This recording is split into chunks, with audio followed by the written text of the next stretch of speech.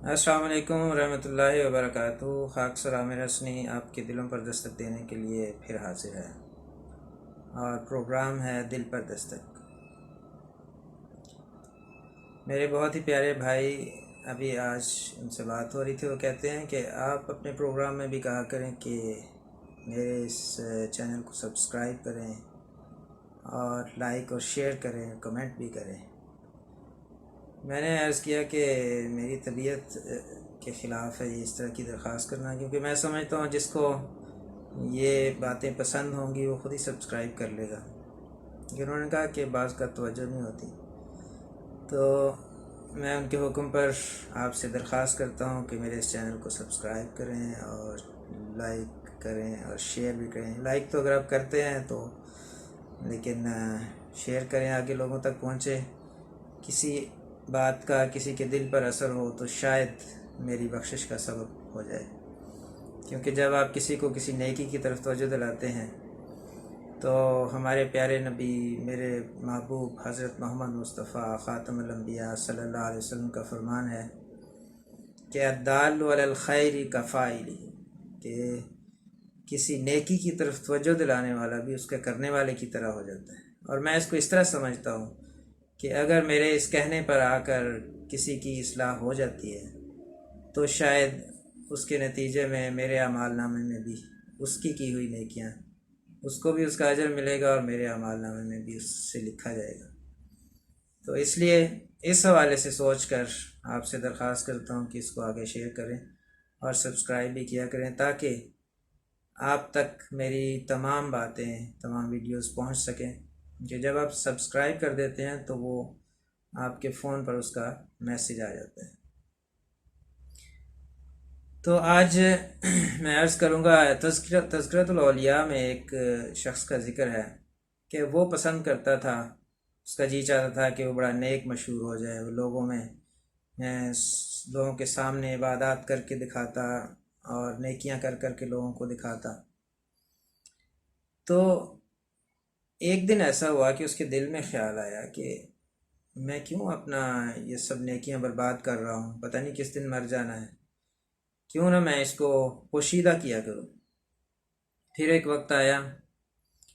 کہ اس وقت جب کہ وہ ظاہر کر کر کے نیکیاں کرتا تھا اور لوگوں میں مشہور ہونا چاہتا تھا، تو لوگ اس کو کہتے تھے کہ یہ دیکھو یہ ریاکار ہے، یہ دکھاوا کرتا ہے۔ اور یہ قدرتی بات ہے، جب کوئی اس طرح سے کر رہا ہو تو اس کا کام کرنے کا طریق ہی اور ہوتا ہے، اور وہ نظر آتا ہے کہ یہ دکھاوے ہیں۔ لیکن جب اس کے دل میں یہ بات پیدا ہوئی کہ میں کیوں نہ اپنا خدا تعالیٰ کے حضور جو عبادات کرنی ہیں ان کو پوشیدہ کروں، اور جو کام بھی کرنے ہیں، جو صدقات دینے ہیں، جو اچھے کام کرنے ہیں ان کو پوشیدہ طور پہ کروں، تو اس نے اس طرح سے کرنا شروع کر دیا۔ اور ایک وقت میں یہ لگنے لگا کہ جیسے وہ تارک الصلاۃ ہے، یعنی عمومی طور پر فرض کے لیے تو جاتا ہی ہوگا، لیکن جو نوافل لمبے لمبے ادا کرتا ہوگا وہ چھپ کے کرتا ہوگا، پھر سب کے سامنے نہیں کرتا۔ تو پھر اس وقت اس نے دیکھا، اس دنیا نے دیکھا کہ لوگ اس کو کہتے تھے کہ یہ بہت نیک آدمی ہے۔ تو اصل بات یہ ہے، اس واقعہ سے،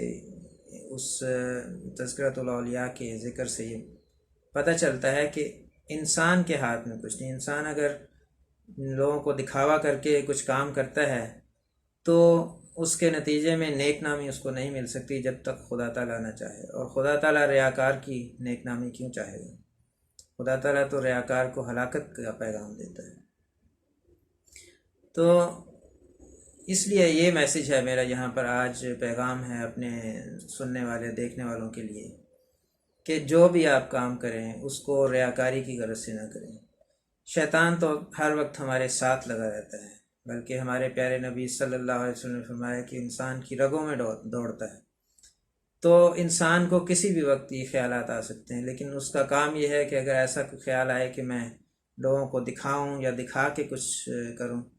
تو اس سے اس کو ثواب تو نہیں ہوگا، الٹا وہ گناہگار ہوگا۔ تو اسے اس وقت استغفار پڑھ لینا چاہیے، تاکہ خدا تعالیٰ اس کی اس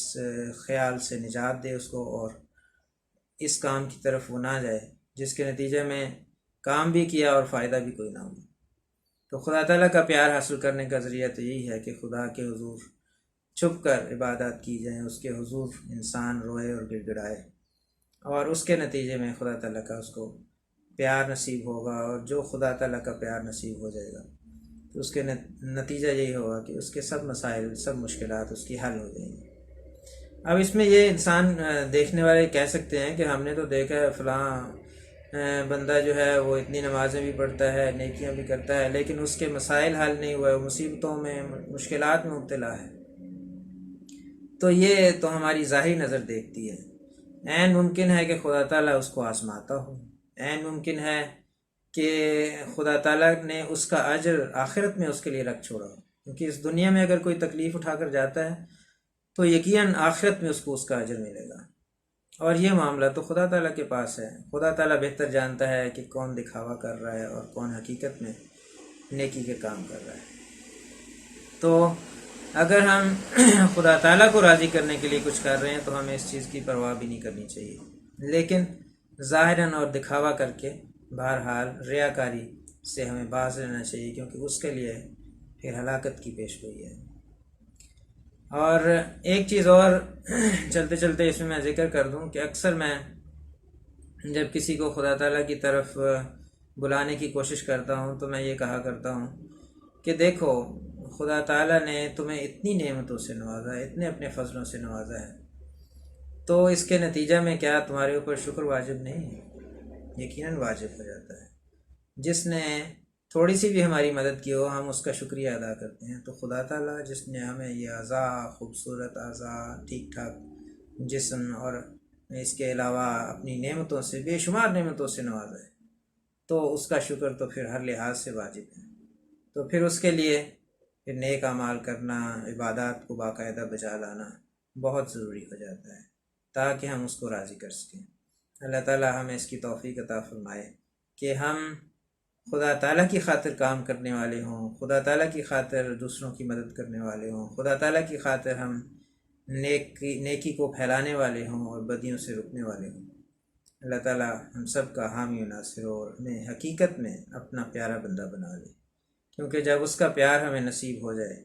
تو پھر ہمیں کسی چیز کی بھی پرواہ نہیں، کسی چیز کا بھی غم نہیں رہے گا۔